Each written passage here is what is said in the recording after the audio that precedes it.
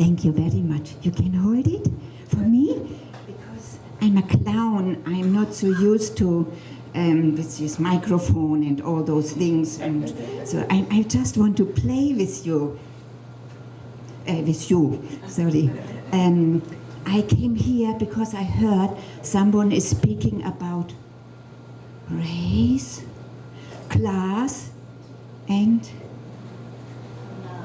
love. I was searching everywhere for love.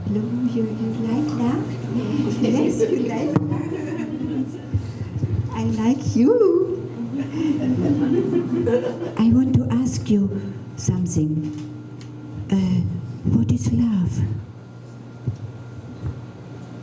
I have no description for it. No description. I can feel it. Ah, you know, Love is hope and happiness. hope and happiness. Wow. Love is peace. Peace. Wow. I was also searching everywhere love, but maybe the love fall out. Some. Love. But one thing I wanted to tell you. I'm such a different kind of race, so therefore I'm a little bit shy because I have a red nose. You like me? Even I have a red nose? A very nice song. We can play that song now. It's about one family. You like that? Yes. We are one family? Whatever we are looking, red noses and blue noses and a red next birth, I might be blue. Blue color, yes? Light on the horizon, starboard bow, feel the spirit rise. I was going to say that Rolonda has done a lot of things. Yes, she Okay, has, all which right. has left Steve speechless, apparently. Yes. So we're talking about TV reporter, radio host, TV talk show host, actor, stand-up comedian. That's what I The was list gonna goes say. on and on and on. Yeah. Now Oh, we and can now add author. to the list. She has written her first book, Destiny Lingers, a romance inspired by characters and events in her life. Remember the red hair? The red hair. The Strand. The Strand. of red That's hair. right. Was that real? An investigative news reporter in New York City. She's chasing down every big story, not paying attention to her own life until she finds that long strand of red hair. Comes home and on the pillow. She right? wakes up and she notices this red hair on the pillow, on her husband's bed pillow. Only person she knows with bright red hair is her best friend. Of course. And that unravels the story of deceit. She has to negotiate a hostage situation, a bunch of other stuff. She ends up on an island with a hostage situation, the old boyfriend, the police chief. Well, the police chief she sees, and there's an uncanny familiarity. Come to find out, he's the little boy she was in love with but couldn't be with because of segregation. Yes. Time moves on and destiny lingers. So it's like love the second time around. Exactly. But it also resonates with so many of the issues we're talking Pardon me, about I'm today. getting such a kick out of how you sell your book. Right. You're really good. You're really good at this. Okay. And it's endorsed by Dr. Maya Angelou. Oh, But you know what? I stand by the book because it's not just a great romance. It's also a story that resonates about race relations and Let me class interrupt. We're relations. showing, you probably can't read it up on the screen, but The it was Maya endorsement, Angelou's yeah. endorsement Yes, there. So it's yes. right there. She Yes. said when she finished it, and she handed me the manuscript, she says, "I'm very angry with you." Why? And I said, "Why? Did I split a verb? I mean, what happened?" She said, "You finished it. I want this story to continue." So That's I'm good stuff. hoping that there will be a sequel. What was the advice she gave you? She said, "Don't you die with the story still in you." That our stories are so important. At the end of the day, that's all we have are our stories. And if a story can help change the world or change an opinion or move somebody in a way, then tell that story. You know, she was always such a big supporter of civil rights and equality and people loving everybody, the kumbaya. I Right. wanted to capture that and show a changing America, a changing time. Well, and you changing have love. lived very publicly through tremendous changes. I want to go back to when you had your show, which was called, by the way, no ego involved here. What was the name of the show? Rolonda. Okay. And now let's give a warm welcome to our special guest, Rolonda.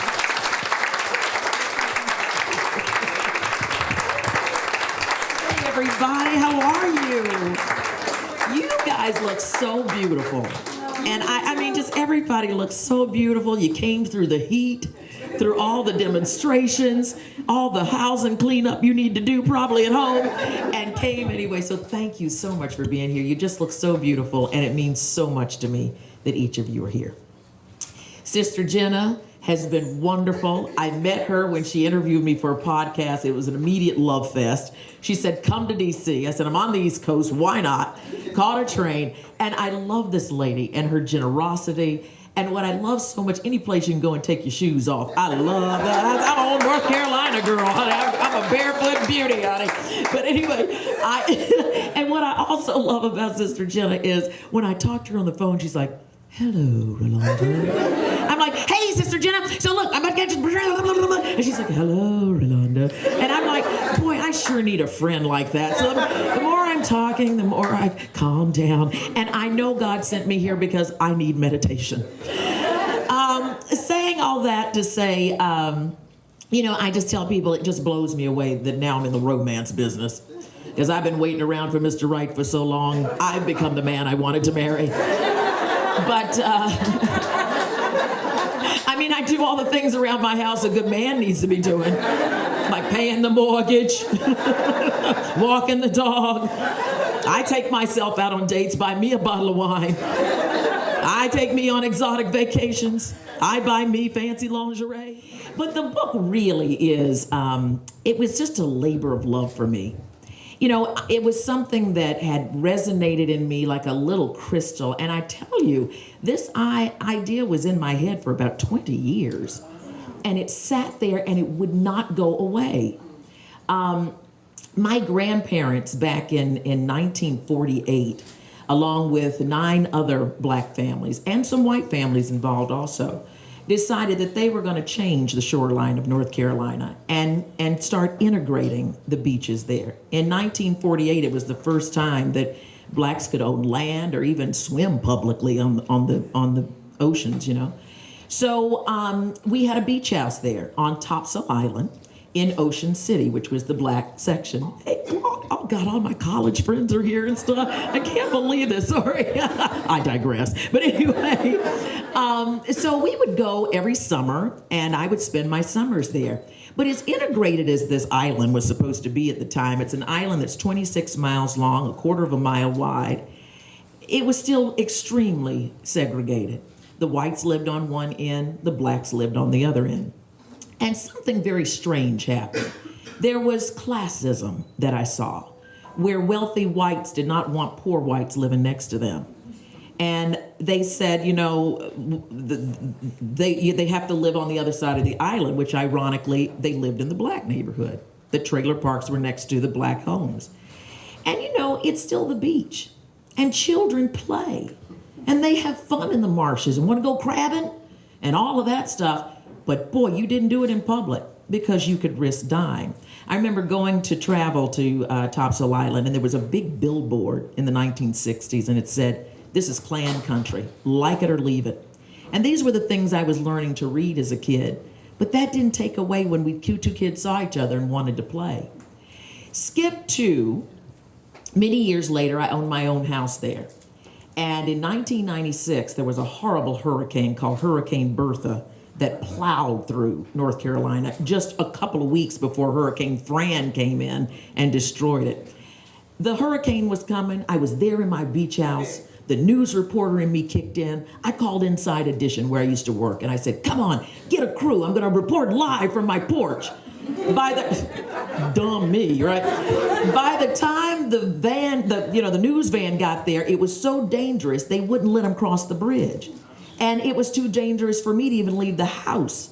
So I remember the news reports going, there are 11 stubborn stragglers left on the island, and I was one of them. So I had to ride out this hurricane and it was the scariest thing in the world, and had to live through this thing. Had to eat at the Red Cross for 3 days. And by the way, the Red Cross serves collard greens, and that's about the only thing that got me through, I want you to know.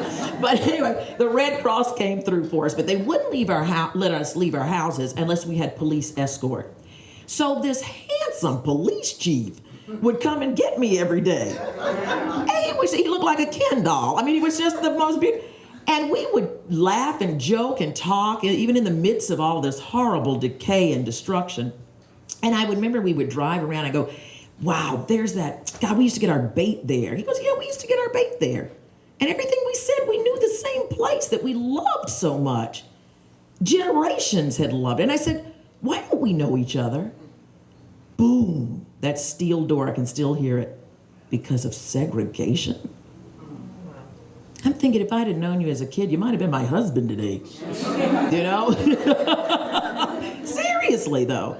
But it just, or at least dear friends. I would have loved to play with you on the beach. I would have loved, and I started thinking about, what if there were two kids who hid in the marshes to play? And time moved on, but destiny lingered one day. And they got a chance to love. And get a second chance at that first love. And I wanted to tell that story. And I also wanted to tell the story of the beauty of human nature and the ugliness of human nature. At the same time, we're talking about the beauty of Mother Nature and the ugliness of Mother Nature. I said, if I could pull all of that together in one story that could take the difficulty of things like racism and classism, because my two characters, Destiny and Chase, Destiny comes from a very wealthy black family, and she comes from parents who are classist. You know, you can't play with them. They live in a trailer, for God's sakes. That was more important to them than being white. It was like they were poor. There's a line in the book that says, Destiny is talking about Chase and remembering their childhood, and she goes, he couldn't play with me because I was black, but I couldn't play with him because he was poor.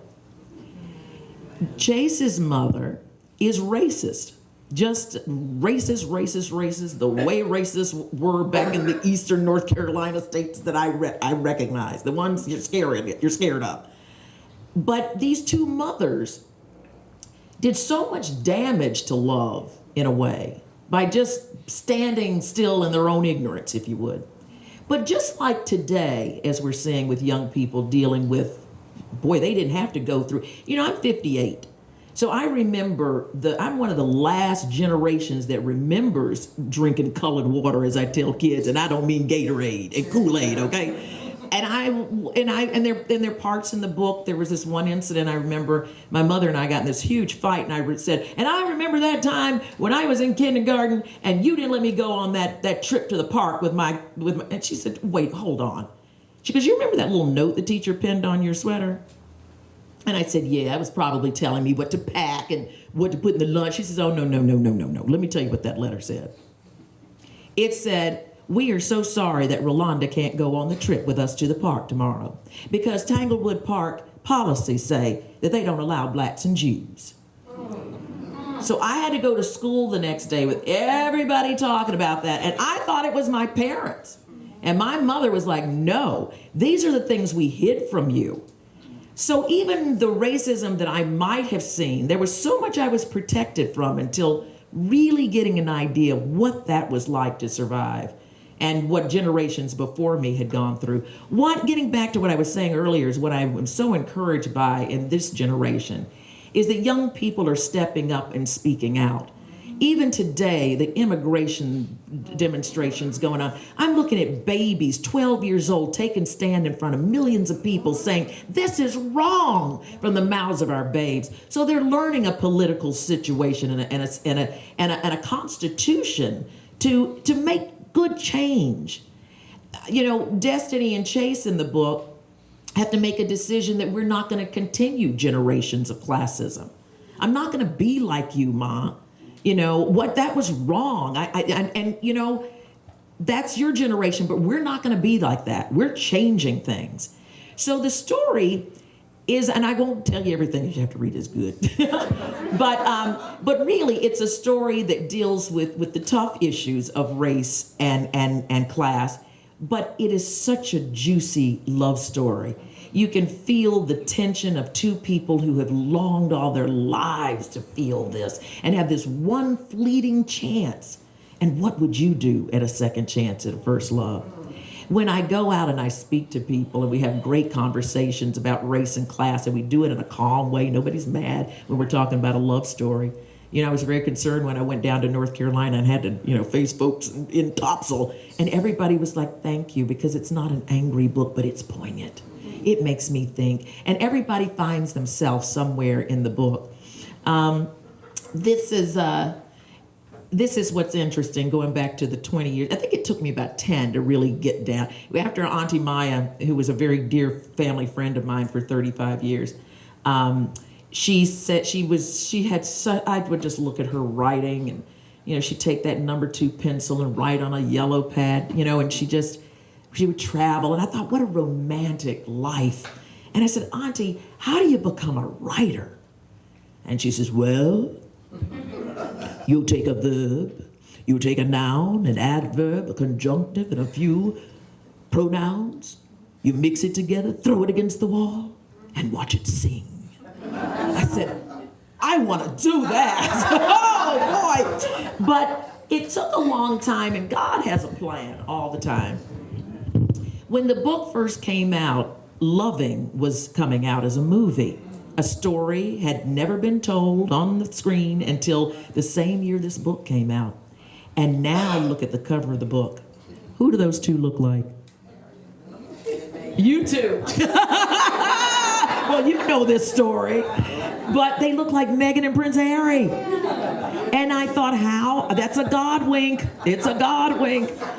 But I just hope, and it says the laws that kept them apart could never separate their love. And I just hope that, as you're reading it, and I've always seen it as a movie, and I'm continuously working on the screenplay, continuously working on the sequel and the audiobook and all those things that we can manifest in literature today. But it's, when you read it, I promise you, you're gonna miss your subway stop. You're gonna miss your bus stop. I wanted it to just read like a movie. And I hope to take you away. So many people are visiting Topsail Island now on this one book. It's crazy. But it's a good one. It's a good one. I hope you'll enjoy it for sure. Anybody have questions, or you want to do that a little later, or do you want me to read a part of the book, or what you want? A little reading? Okay, let's see. Okay, what part? Not those parts. Let's see, I can read when she first meets Chase, or maybe the conversation about race and class she has with her mom, or maybe that one? Yeah. Okay, that's a little juicy one. All right, it's got a little energy to it, so let's see what happens. Okay, so what has happened at this point is that, you heard what the show story book is about. That's about an investigative news reporter who is tracking down all the big stories in her life and not paying attention to her real life until she finds this long strand of red hair stretched across her husband's bed pillow. The only person. You know something, Sister Jenna? People ask me, Rolonda, is that true? Did you really find a long red hair stretched across your husband's bed pillow? I go, no. I found it in the sink. So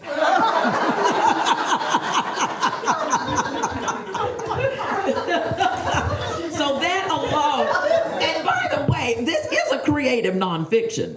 So there are parts of it. My girlfriend back there saying, now, confession may be good for the soul, but it does nothing for the reputation. Okay. But what creative nonfiction does allow you to do is take instances and elaborate on them. Like, instead of just divorcing your husband, you can throw him off a cliff. And anyway, so after she discovers the affair, she goes down to North Carolina to get her head together and spend some time with her family. And she runs into this police chief, and there's this uncanny familiarity, and they're in the grocery store, and the mother has an idea of who this guy is, and she is not having it. Okay? Hold on, let's see where we begin. Oh, that was the part. Okay.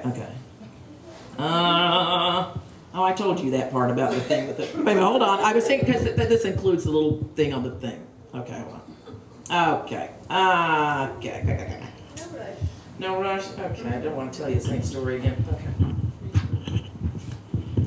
All right, so you know part of the story, so we'll just go on. Yes, I remember how excited and proud I was when she pinned that note on me. It was probably one of those reminders of what to pack and what I should wear, when to meet the bus, if you had let me go. Ha! Mother shakes her head and rolls her eyes as if I still have no clue. She stares off somewhere where the memories still haunt her. My darling, let me tell you exactly what that little note read. She leans in. It said, Destiny will not be allowed to attend the class picnic tomorrow because Tanglewood Park's policy does not allow coloreds or Jews. What? I say in utter disbelief. You're kidding me, right? But the look in my mother's eyes says she is not. She is telling the brutal truth, and I see that it hurts her as much as it does me. That's unbelievable, Mother. All this time I know what you thought. You thought your mother was an ogre, when I was only trying to protect you. Your father and I desperately tried to hide those terrible things from you, but it was part of the times, and they were dangerous times, and not much has changed. We were among the first of colored families to integrate the all-white schools and all-white neighborhoods, and a lot of times we had far more education and money than they did, which made it even tougher for us, because they resented that. But we persevered by knowing which side of the road to stay on and which kind of trouble to stay out of. So my being friends with Chase is trouble? Well, in times like that, we just couldn't take a chance, Destiny. It could be a life or death matter. Racism ran rampant down here. It still does to this day, if you ask me. Remember that laws may change, honey, but some attitudes don't. So our family, along with the Mackenzies, Chase's family, decided that the two of you could never see each other again. It was much too much trouble, especially after that ugly day when his mother showed herself on your grandfather's beach like that. Oh, we vowed to do whatever it took to keep you away from that boy and that trash he calls family. Mother, I'm disturbed beyond words. How could you? Well, what did you want us to do, Destiny? Feed you to the wolves? Just give our daughter away to a poor white trailer park boy? Oh, no, no way. Not under our watch. We did what was right. What? Being a racist and a classist? And so what do you want me to do now, Mother? Not be his friend because he grew up a poor boy of racist parents when he has nothing in the world but been nothing in the world but kind and accepting of me? Yes, what his mother did was wrong. It was very wrong. But what you're doing is wrong too. Don't you see that? And sometimes attitudes do change, Mother. What you are doing to poor Chase after all these years is horribly unfair. If anybody's attitude should change, maybe it's yours. Really, Mother, why should Chase be held accountable for that? A past ignorance of his parents does not define who Chase is today. Why should either of us be punished for the ignorance of our parents? Mother shoots me a look like a dart. Now, don't you go disrespecting me too, she hisses. As we pull up to the beach house, she slams on the brakes and comes to a skidding halt. Frustrated, she throws the gear into park and sits there breathing hard and blinking. Mother, look, I'm not in kindergarten anymore. I'm a grown woman now, and I can make my own decisions, right or wrong, whether you like them or not. I can make my own choices.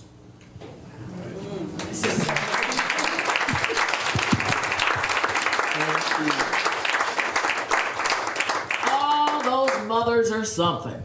And you know something, they're really juicy characters, and people want a sequel, and I really would like to examine more about why the mothers are that way. Why is she such a snob? Maybe because one time she was poor. Why is she such a racist? Maybe she liked a little something. You know, you never know. But there's motivation and reasons and culmination. Life is a culmination of experiences. So what were they? What were they? Sister Jenna, I know you had some more questions for me other than about the red hair. Yes, you have a question? First, thank you so much. This is we're so fortunate to be here and meet you and listen to you, and can't wait to read the book. Thank you. How long? Can you tell us a little bit about how long did it take you to write the book? Your experiences that you went through, perhaps any of those stories that you could share? Well, I tell you what, in 1996 was when the hurricane hit. And that is when the cop was taking me. And I just could not get, and I was just thinking, like, I wish we had known each other as kids. I mean, this societal whatever that thing, that plague is in our society, kept us from being even friends, for God's sakes. And I just never got over that. And then I started thinking about John and Steve and all the guys I possibly could have married or at least dated, or I would have expanded my horizons, you know. And then I started thinking about other little things. And then, you know, and then it wouldn't go away. And then when I went to the beach, I would take a book to write while my friends would take a book to read. And while they're reading on the beach, I would hear characters in my head or describe the beach scene and imagine how they met. And I had the idea that I wanted a hurricane and the cop to come save her. And she would find out that was the little boy she was in love with. But how do you put that together? And what would be the precursor that would drive her down to, and then I was like, go with what you know. And so I wanted the excitement, so it's just not I'm not a gushy kind of girl, but I do love this romance story. So I wanted to add a little grit to it too. So you got a good hostage situation, which really did happen. I did actually help negotiate a hostage situation when I was an investigative news reporter in New York City. If it had ended the way it ends in this book, I would have 10 Emmys by now. There's the creative nonfiction part. But the guys are really getting into it too. The guys are loving the book because it's about an investigative news reporter and a cop. So you got some good opportunities there too. But after a while, you know, we would sit on the beach and then we'd go back to the beach house and have some oysters. And my girls have been here. And some of my friends, I would read some of my stuff and then they'd be like, what's going to happen next? What's going to happen next? Then I said, this is kind of getting somewhere. And I would enjoy it when I'd put it down for a year or something and go read it. I was like, this is good. But those characters kept screaming at me. And then I took workshops. I took a writing workshop on memoirs. I took a writing workshop on creative nonfiction. I took nonfiction writing. I said, I'm going to get this book out. I have no idea how to write a book, but I'm going to do it. I'm going to do it right. It's very rare that journalists write novelists and very rare that novelists write screenplays. And I said, I want to be the Beyonce of literature and do all three of them. So that's what I want to do. Triple threat. But it took time. But you know what? Like Auntie Maya said, and if you don't hear me say anything else today, because I know everybody has a book in them, don't you let that story die inside of you. The pain, it was painful to write this book. There were times I was writing chapters and crying my heart out. And really crying for the little girl in me that didn't get a chance to live so openly and freely as the kids today. And to think that simple love, walking down the street, holding somebody's hand, I'd be swinging from a tree because of that. That's horrible to me. And the fact that I see these things coming back is even more terrifying. So I love the idea that we have a love story, but still allows us to talk openly and calmly about race and class, which are things that are disrupting and destructing our country today. Yeah, but it took, I think, from start to finish, maybe about 20 years. But when Auntie Maya said, don't you die with that story still in you, I took it as a job. In fact, I took time off and really concentrated on it. And I did what it took. I went to workshops. I worked with writers, and every week, we'd present our work to each other. Anything to encourage us to get that story out. Because your pain is somebody else's healing salve. And it hurts. Yeah, it hurts. But once it's over and it's out, I tell you, there is nothing better than when that box comes with your book in it. And today, because of independent publishing, you don't have to wait. I mean, I tried Random House and all the rest of them. I got some of the most glowing rejections you've ever heard. But at that time, they were into 50 Shades of Grey and all these other things. Nobody was into a love race story. So I did it on my own, and look, it came out just at the time when that's what we're talking about. God is good. God is good. Did you want to join me here? I know you have some other juicy questions you wanted to ask. I don't know if they're juicy. Isn't she wonderful?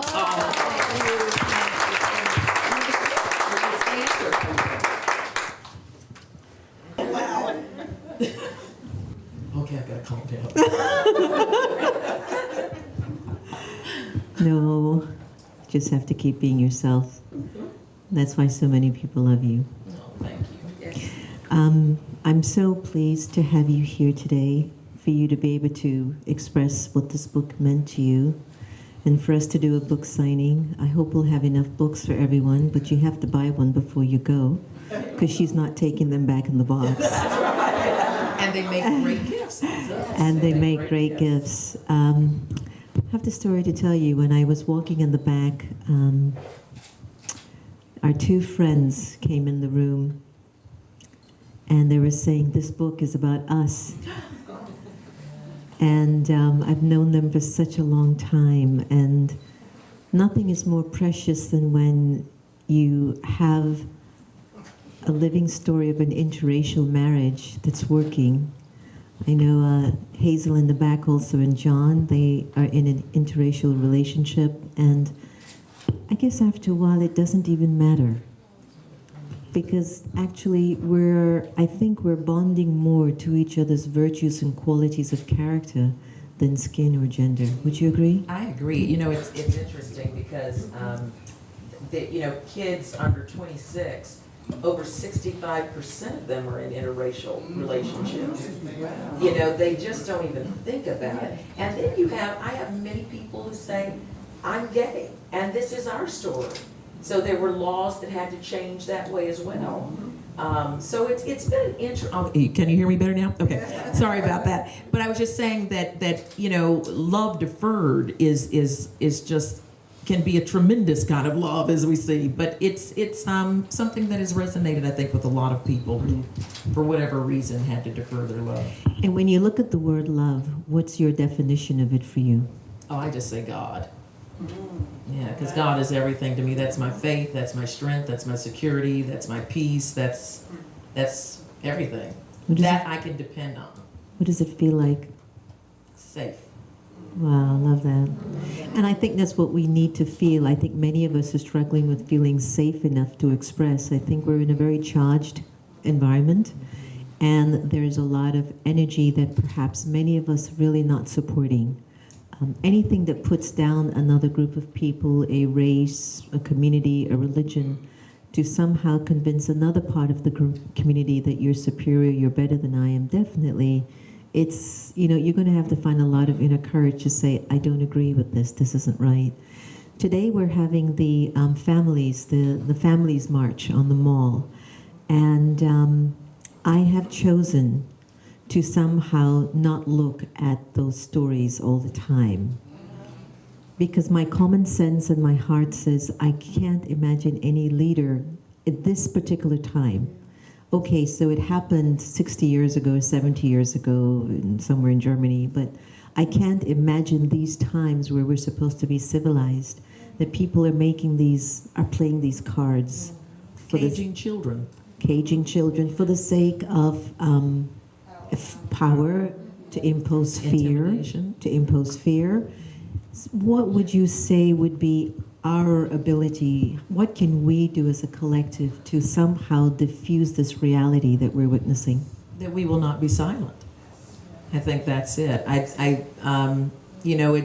the old thing. You see something, you say something, and silence says it's okay.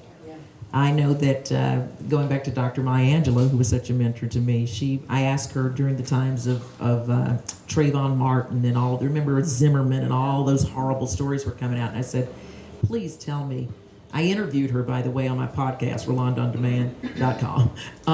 But I did ask her, I said, how do we process this? Right. What are we supposed to do? And she said, you stand up, you stand for something. You stand up and you lift your voice and you don't shut it up until something is done.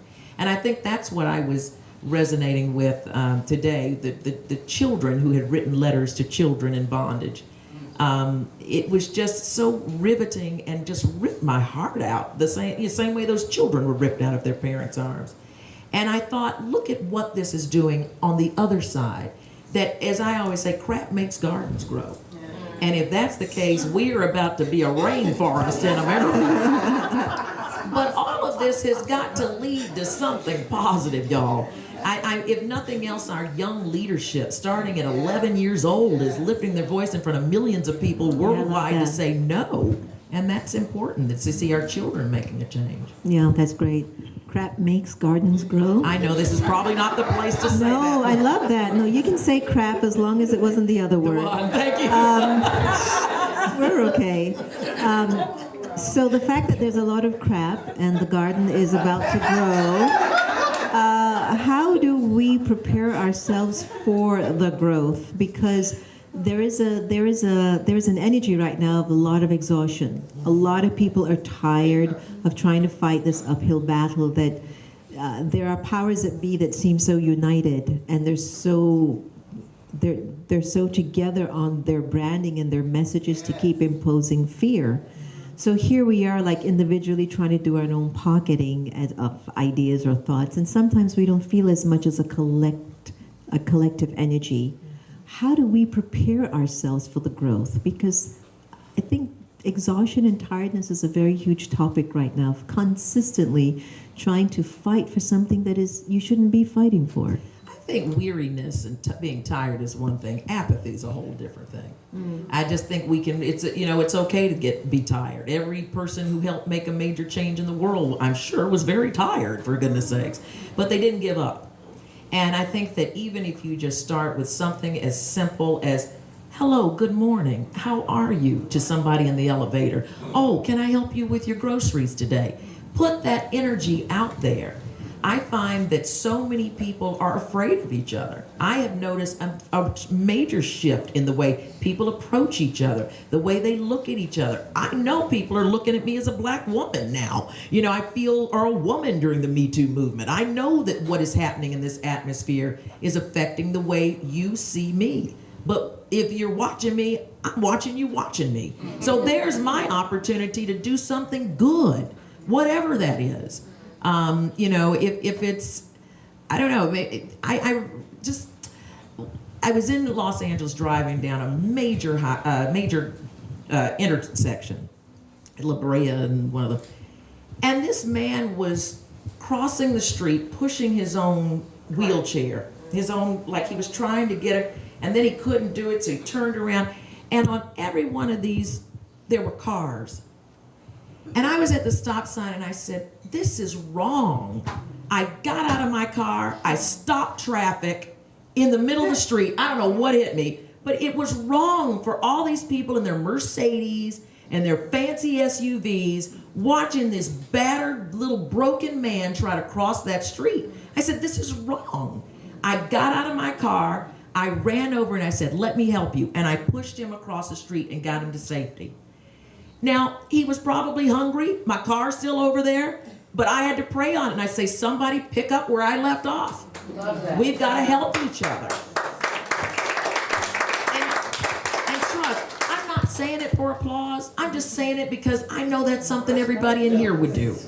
And and sometimes you're sitting there like, should I, shouldn't I, should I, shouldn't I? Well, maybe it's too busy. I might get hit by a car. Stop it. Do it right now. That's what we need to do. Take action immediately. Lovely. So glad nobody jumped in your car and took it. Well, listen, it would have been for the right reason. God would have gotten it back. Because... and it might be a Mercedes. Well, what happens is that sometimes we find ourselves participating in doing good, and then something happens. Crap happens. And then you get disheartened in trying to continue to do good because you feel you're either taken advantage of, they didn't hear you, they didn't appreciate you. You get a little bit sometimes disappointed. So what would you tell someone who's feeling a little bit disappointed because they've done a lot of good but felt that they've been taken advantage of?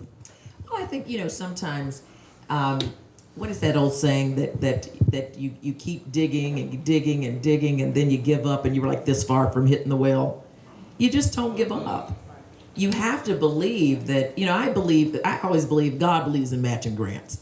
You do your work, he'll meet you halfway. But he believes in matching grants. So you got to keep going because maybe that 50% that you're meeting him is a really big 50. So you got to work a little harder.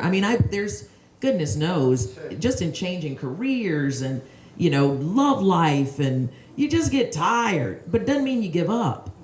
You keep hope alive. Keep hope alive. My girlfriend's back there like, who just got a new boyfriend. And she's keeping hope alive for me. I'm still looking. I know, I'm keeping hope alive. Bless you. So one of the things I'd like to maybe direct our conversation to is about this, relationships. Oh, Lord. This is going to be a short one. One of the most challenging relationships that I think every one of us have had to endure is to be comfortable with ourselves. To what extent have you felt comfortable enough with you now to be the real you, or is it still a work in progress? It's a work in progress. It's a work in progress because I have to surrender. You know, I'm very, like a lot of us women, we're very clear about what we want. We're very clear about what, you know, and at this time, you're very, you know, you just, you know, you're set in your ways, I guess, or whatever it is. But I think till the day I die, I'll still be working on myself. Sure. You know, to be the best when the goods get returned, right? But I just, you know, I believe in what the Bible says, that a man finds a woman. And I'm just gonna wait. I just make sure I'm the best when he finds me. And if you're out there anywhere, just sorry, this isn't our time. You know why they call it that? Because our time's almost up. It's a dating site for frisky folks over 50. Sister Jenna, just in case you want to know. So tell me, what's one of your greatest life lessons so far that you're so clear you can pass this on to many generations to come? Well, I just am a firm believer that your faith is everything. That there's so little that you can count on, and that change is a constant. Goodness knows I've known it from changing careers and just changing cities, and that change is inevitable, even changing ages. You know, that's inevitable. But I think the faith and understanding that, you know, you're God's greatest toy box. He filled you up with all the toys he wanted to give you and the batteries to come with it. So when you are in a change in life and you don't know what to do, go back to the source. Go within yourself and find those gifts. When the news career wasn't working, because they were into entertainment news now, I went into talk shows. When talk shows weren't working, I went into acting. I was finding all those gifts. What is that one common thread? Looks like I'm schizophrenic, but the one common thread is storytelling. I'm a storyteller, and I believe that I'm put here on this earth to tell stories that move people and motivate them to do good. That is my lifeline to God. And so that's what I depend on. And I know I have to have faith that he put me here for a reason, and he's going to figure it out for me and give me the path. Have you had any regrets? Any regrets?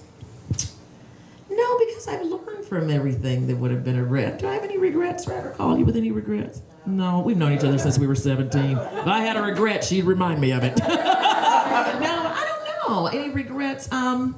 No. I mean, there were people who said, do you regret ending your talk show? And I say no, because I wasn't going to do the Jerry Springer thing. I mean, I regret not being able to print money like Jerry, trust.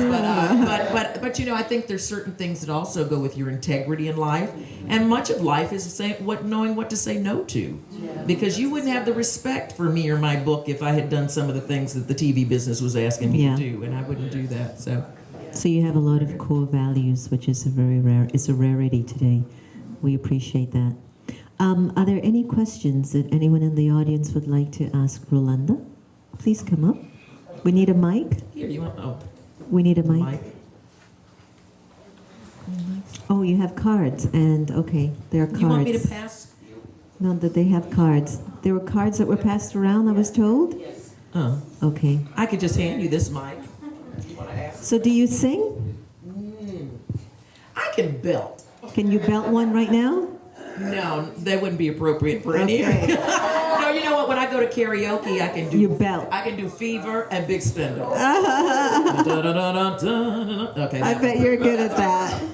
Kanu, you had a question? Yeah. What's your biggest fear around race and class? Any questions anyone has? Write it on their card. I think my biggest fear is that that people will be manipulated into hating. You know, that it's gotten beyond politics now. You know, I have some very dear friends who voted for Trump and are Republicans, but they are not with this program. You know, and I want people to be able to make a decision against hatred. Now, I don't care if you're a Republican, that's your business. That's your right. That's what America's about. But all this hate mongering and locking up kids and stuff, this is threatening the soul of our nation. And we help build this nation with our blood, sweat, tears, and soul. I don't care what background you come from. And this is just so, it's just wrong. It's just wrong. And I think that our consciousness has to stand up to be better human beings, I think. Not just Americans. Our conscience, yes. So here's a question for you, Rolonda. Okay. Oh, sorry. Was meditation a part of your process with writing the book? Leaving relationships, welcoming a relationship, and was meditation incorporated in your process? So was meditation a part of the process in writing, leaving relationship, welcoming relationships? Have you been using meditation a lot for your own life? Not really. You know, that's what I was going to talk with you about. I need more meditation. Don't worry, I'm here for you. No, I got you. You know, but I will tell you this. I was very ritualistic. Maybe that's meditation. But I would light a candle. There are times when I'm most creative at 4 in the morning for some reason. So That's a a lot good of time. a lot of 4 o'clock in the morning was great writing. I was very open to listening to what the Creator wanted me to do. So I would hear conversations in my head, and you know that sound. I did one talk, and the lady came to me. She said, I was with you till you started talking about them characters talking to you." But it's true. There's this one scene when they go to Boston, when the girls go to Boston. You remember this? Woo! This character, Kat, who you're going to love in this book, Kat took me there. Because when what happens is Destiny reveals the affair, and all her best friends are together, and they're crying and all this stuff, and finally it's all over. I'm crying, the characters are crying, I'm typing, and then it was over, and then one of the characters goes, "Well, what are we going to do now?" And I went, "I don't know." And I'd gotten myself in a corner, and all of a sudden Kat jumped up in my head. She goes, "Get dressed, girls. We're going to Boston." You know, get dressed to kill, girls. We're going to Boston. I think that was one. I've never been to Boston. And I follow this character through everything and just describe the scene like I'm being carried by my hand. I was not there. I did not do that. Kat took me there, and I just took a picture of it. When you see that, it is one of the most pivotal scenes in the book. And I swear I just heard her voice in my head, and I just followed it. When you start writing and you give characters blood, sweat, tears, a little tick, something they always say, they start coming to life. They will not leave you alone. And you writers in here, I think you know what that's like. But a good story will not leave you alone. Well, isn't that like our lives? We're all getting signals with our thoughts as to what we need to do, where we need to go, what we need to be thinking. And I think we get distracted because of just the basic common way of living, you know, our average lifestyle. What's your interpretation of meditation? Because how ironic, we get up every morning at 3:30, 4 o'clock to meditate. Really? Girl. Do you do it by Skype? And what happened? We actually do. There is some that they do it by Skype or conference. And what we do between 4 o'clock and 4:45 is to listen. And what we do is we listen to see what the story is that's emerging. So there are 2 stories that emerge. One is a story of truth, which is connected to peace, purity, wisdom, love, and joy. And whatever the story is that is revealing these experiences, and that's the story I want to feed, and I will definitely make choices to move towards that direction for the day. It's signaling me at 4. Because at 3:30, 4 o'clock in the morning, the soul's vibrational wavelength is the stillest it could be. So when you're still, whatever really needs to surface to reveal to you who you need to be and what you need to do, surface. So when something is disturbing your spirit that early in the morning, that's coming from your algae. It's an acronym. It's an acronym I use all the time. A for anger, L for lust, G for greed, A for attachment, and E for ego. So whenever these thoughts are disturbing my time with God or my time with myself, then it's signaling to me, this is the core, this is the cause of your obstacles, holding yourself back, not liking yourself, finding challenges and difficulties. Remove them. So this is the benefit of meditation. Once you can identify what's blocking my progress and my freedom, it's algae. Then I replace algae with the love, the peace, the purity, the truth, so that I can still move forward with my story, because my story must be told. That is so cool. Yeah, yeah. That is so, you just totally flipped my whole world right there. Because a lot of people think that meditation is an absence of thinking, and we don't believe that. That's very why I couldn't stressful. do it. It's very hard. Or I thought it was just being quiet, which is tough for me too. I was like, I don't think that meditation stuff is for me.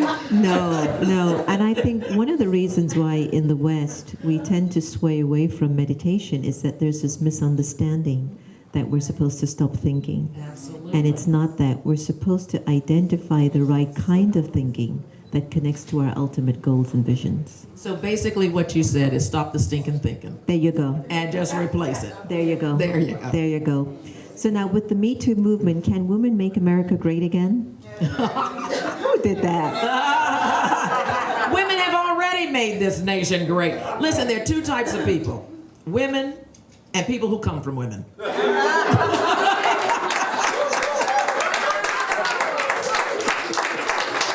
What's your advice? What's your advice in the following situation? How can I approach my mother and have her accept my daughter's beautiful relationship with her best friend, who is from Barbados?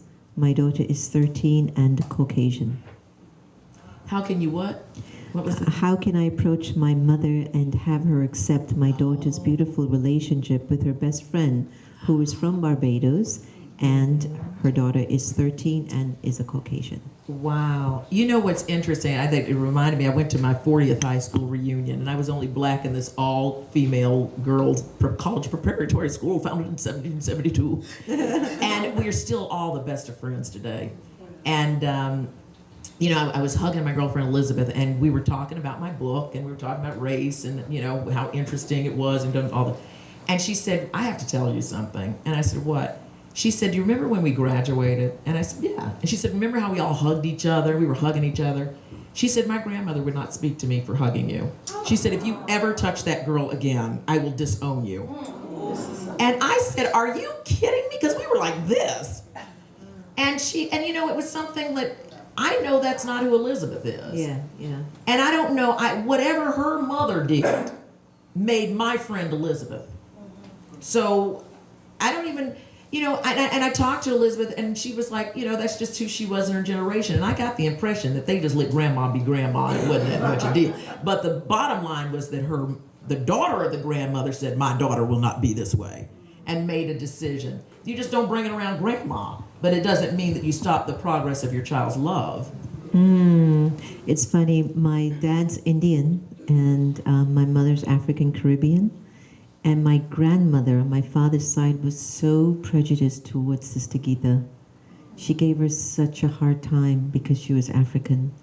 And I remembered once when because I would stay with my dad a few times, and then I would go back home and stay with Sister Geeta. And one day my grandmother said something about someone in an African body and called them the N-word, you know? And I kind of pulled back, and I looked at my grandmother, and I said to her, but Grandma, my mother is that. She goes, no, you're more Indian than that. And I said, no, Grandma, I'm half and half. And I love my mother and I love Dad. I don't think that's what you should say. She never said it again in front of me. Right. Yeah, I think that change is a coming, and also, as bad as it is, I think the pendulum swings both ways, and I think that people are learning a better sensibility of how to deal with these difficult issues.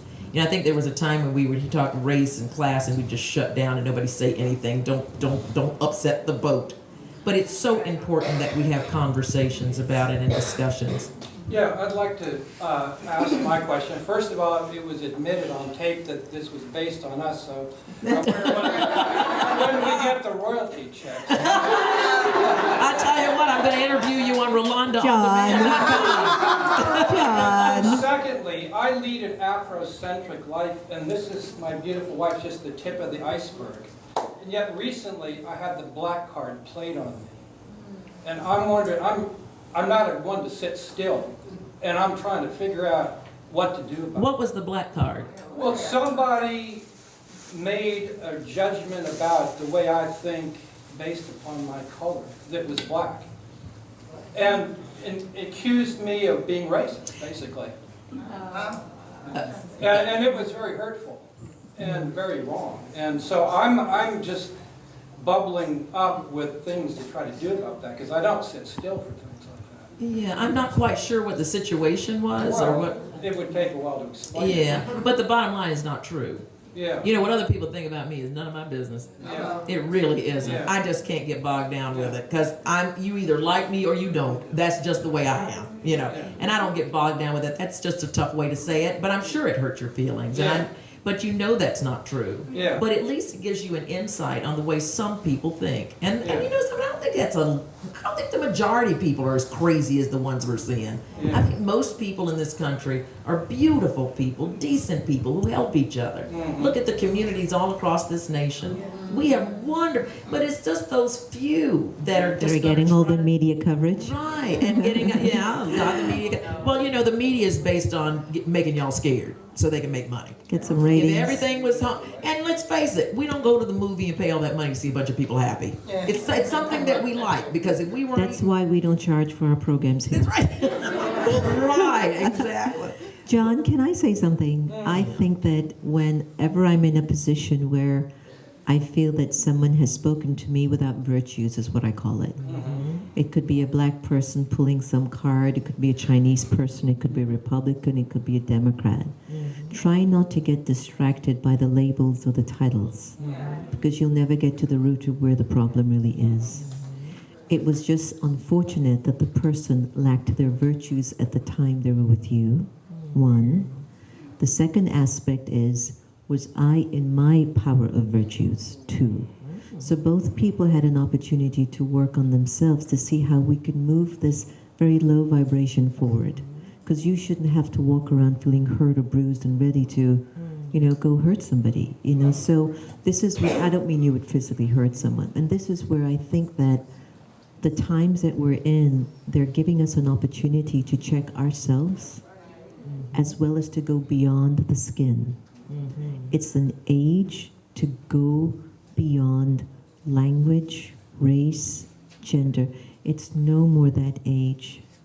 And I think that's where we're lacking the opportunity of checking and changing ourselves to become that God image that we were born in.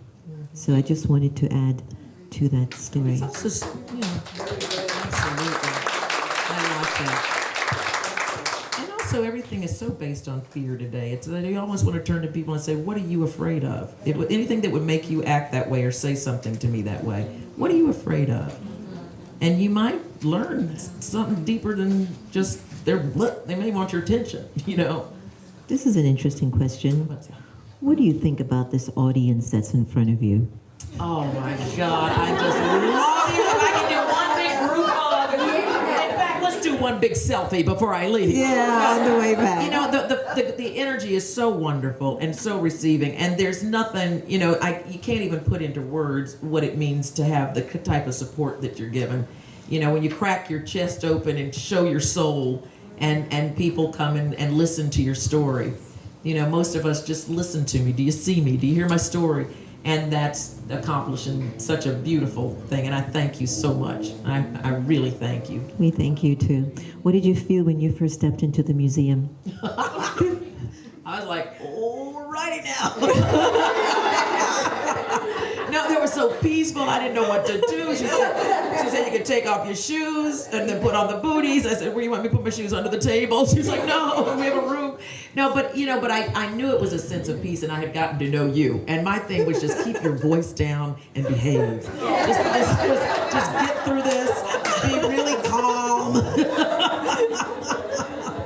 hope you don't feel that way. You know, See how that worked out, right? You know what I've learned is that the more authentic and honest you are with yourself, you're actually offering people permission to be themselves too. So you can speak as loud as you want, and then eventually you might get to a point, you know what, Rolonda, let me save some energy for tomorrow. Because, you know, my thing is, I always think about my tomorrows, even though I'm present. And because I know we're souls, and the soul is an energy, energy always needs to be restored. So I tend to manage how much energy I exude per day. Because sometimes, some days will come and it'll ask more energy from you than you can handle. So I should have a stock. Yeah, I should have a stock. So the connection to the Supreme, the connection to the Divine, when I'm able to have this internal link to a source, the quality of God, the quality, please remember this, everyone. God's not Jewish, He's not Hindu, He's not black, He's not white, He's not in Jerusalem, He's not in Mecca, He's not in India. God is a quality that we can now access and fill up inside. But one of the most intriguing virtues I have identified for me that enables me to have my connection to God is to be very sincere in my connection. Like I can't connect to God because I want a Tesla, and everybody know I want a Tesla. I don't know when I'm going to get my Tesla, Lord. And I don't mean the cheap Tesla either. What color would you want? I send it out there. I send out my Tesla request, right? So long story short, I don't go to Him for that, even though that would be good. But the most important reason that we can visit the connection to God is to get rid of that algae. And because that algae is so recorded in our nature, in our personality, there's no doctor that can cut us open to get it out. There is no music I can hear that will get it out. Nothing except my sincerity to say, I wasn't made this way. There's something much more to me than me getting angry all the time, me walking around in fear all the time, me feeling alone because I haven't found the right partner, me thinking I'm not good enough or I'm not worthy, or me even having regrets. So I believe that we're at such a profound age where the youngings, which is everyone in the room, the youngings are in a particular confluence. We're all in this confluence right now, where we're able to identify that there is a lower vibrational energy which is no longer capable of serving us. We're kings. And kings don't work with low energy. We're queens. We don't use low energy to reign our kingdoms. So it's clear that at the confluence age, we're now being pushed, whether it's by a government, whether it's by situations and circumstances, that energy is pushing us away from that algae similarity or familiarity rather, and is taking us to a higher dimension of existing, which is of that God vibe. And so I believe that when we get into the God vibe, we can cope with things. Our destiny can be pure. Our destiny can have all the good that it needs. As we come to a close, because I know we could sit here all day, and don't you feel like you're in your living room just chit-chatting? I love the intimacy. Right? If anyone really has to rush out in the 98-degree temperature in traffic, please raise your hand, and we can stop right now. We can stop right now, but I know that you want a book signed. What we'll do, in order to respect the timing that was on the invitation, and thanks again for coming out. Thank you. No, I'll do one with us. What happens is that we stand up and we take it. So you all get to be lazy. We do the homework. Antonia, you had a message? It's up to 3:30. Oh, well, it's good. We have a half more hour. Okay, great. You had a question, Inakshi? Yes, I did. So I really agree with your comment that people are afraid of something. Everybody is afraid of something, and it's mostly the environment around, and we need to protest. So my question to you is, how do you balance when you have your core values and you have to strike a compromise because you have to exist in the world? What I think of Brahma Kumaris here is, it's a very beautiful world, but frankly, that's not the world outside. So how do you strike a balance between your core values and what is wrongly expected of you in the outer world? It's an interesting question. My first thought is to just say no. Yeah. I just don't do that. I won't do it. Yeah, it's not different. There's, I remember when we were doing my talk show, and there was an era where people were throwing chairs, and there was all too many babies, mamas, and all of this stuff. And they were trying to get me to do that kind of stuff. Coming from Columbia and being in the news business, it was very tough for me to make that transition. So we would do a show like, there are too many babies calling my man daddy.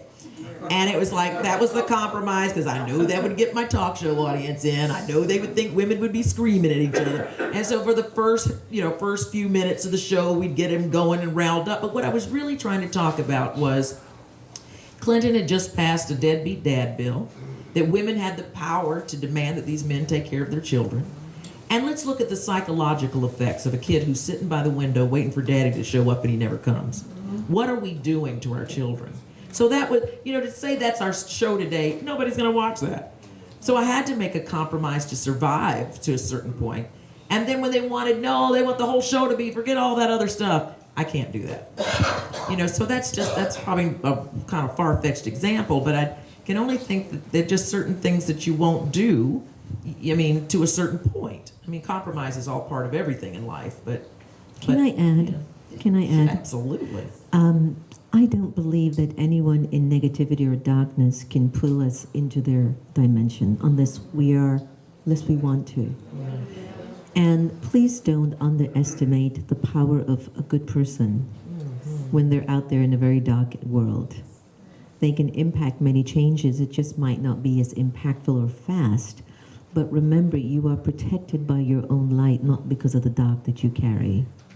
And so despite whatever anyone tries to push you in, you can't be a goody two-shoe, you can't do it this way, you just tell them it's okay, you do your thing, I must do mine. Because, we get to this tail end of the journey, and if God can't smile at me when I'm going That's up right. because I've been naughty, then what was it worth? You understand? So we got to kind of sometimes think about our final moments of how I want to live with grace and dignity and respect. Yeah? All right. What's that they say? Nobody can drive you crazy unless you give them the keys. There you go. There you go. We have one more question in the back. I believe you just answered a question I wrote, but I was wondering what the aspect of repression by advertisement and television and movies, the trail background. So we'll find your question, huh? Is it about depression? Oppression. Which will give you depression. I got your question. Is it David? What's your name again? Dave. Jay. Thank you for being here today, Jay. It's lovely to have you. There's a great deal of social oppression against many groups of people through media and advertising. How do you or how would you promote equality despite all of this?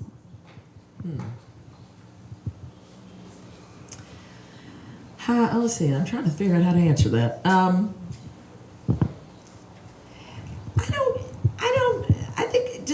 I don't know. I keep going back and forth in being in the television business and just being somebody who disseminates information in the media. I'm part of that.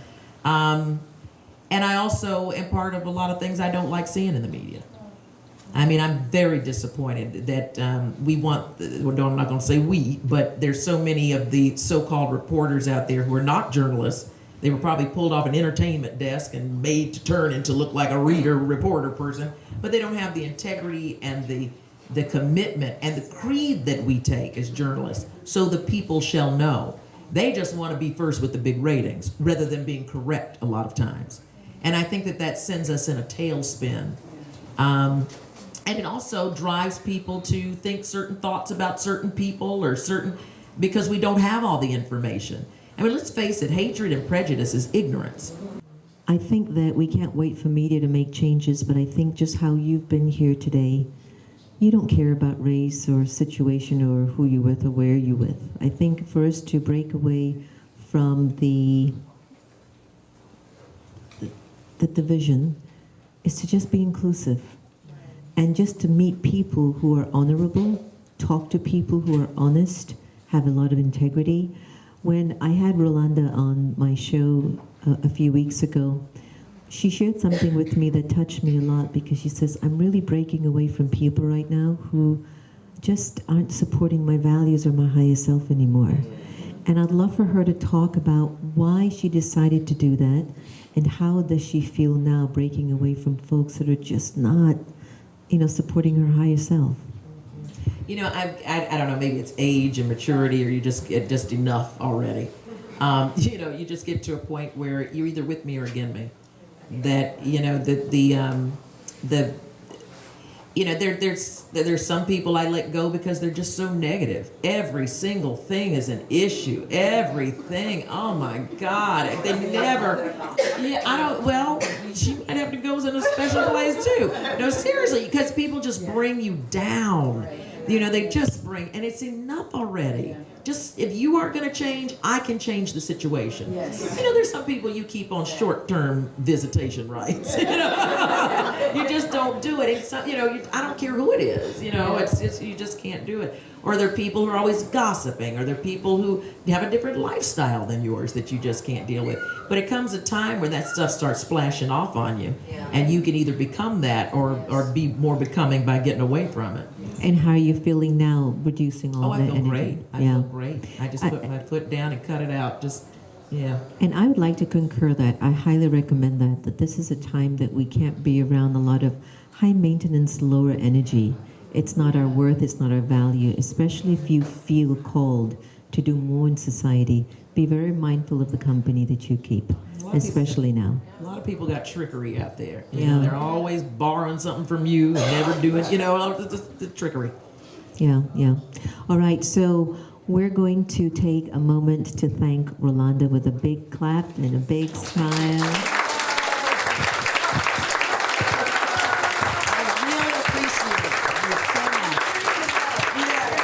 A lot of love. When we had Louis Gossett, he wanted to do a selfie too. So what we did, we just stood up and turned around so everyone could be in the picture. You want to do that?